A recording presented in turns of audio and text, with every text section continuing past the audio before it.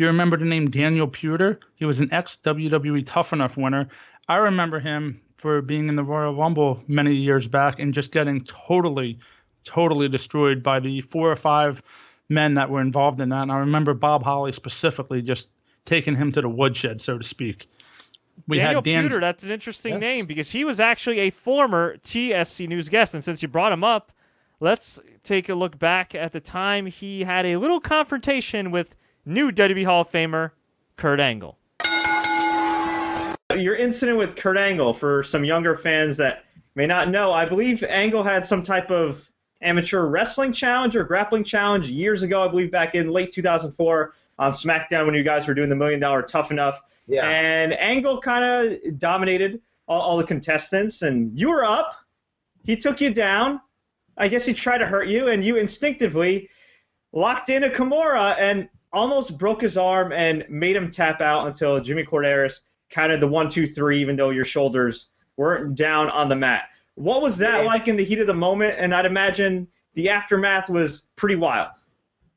Yeah, I thought it would be different. I mean, I think that, you know, when I got done, you know, trying to snap his arm off, he didn't know what to do. I think he was just stunned, literally. He didn't know what to say, what to do, because he just got caught and almost snapped his arm. Now, what happened was we were wrestling. He's definitely stronger than me. Pushed me against the ropes, got behind me. I key locked him, pulled him into a Kimura, and then I was going to snap his arm. I just wanted to tap him out. Okay, maybe I want to snap his arm. But the idea was that he just broke. If you take it back about 3 to 5 minutes in the deal, he wrestled Chris Naraki, which was one of my buddies on SmackDown, and on the Tough Enough, and he broke 3 of his ribs. So we went out there and did this competition, up downs, and we ran sprints, ate pasta, ran more sprints, and then we went out there and did this up down competition. They picked Chris because they said get the blonde guy out. We were both blonde. So I went out. He wrestled Chris, but he knew I really won. And so he threw me in there. He was like, anybody else? And I raised my hand. I think that's the day that everybody started rooting for me. And my whole team started rooting. I mean, not my team, but the contestants started rooting against me.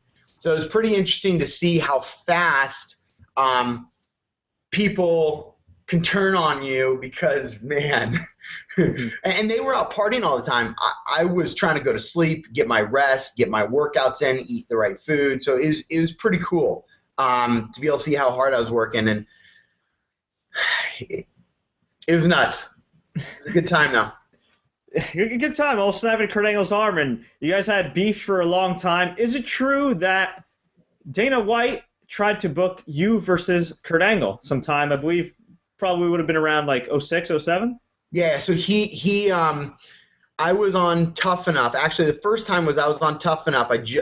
I think I just won Tough Enough, and they called me the UFC guy or something like that on Tough Enough. So I won Tough Enough. Dana called Bob, or Bob called Dana, I forget, and they said, hey, we want you on the first reality show. And they offered me like $500 a week. And I was like, you guys are crazy. I'm being guaranteed $5,000 a week here. But I did seriously consider it. So I stuck with WWE, because I loved it. I was having fun with it, and I was, it was good money. Yeah. Now, but the second time, then he flew us out to Vegas after I got done with after I got done with my contract, my WWE, and then he offered another deal, and we turned that down too. So I went to Strikeforce.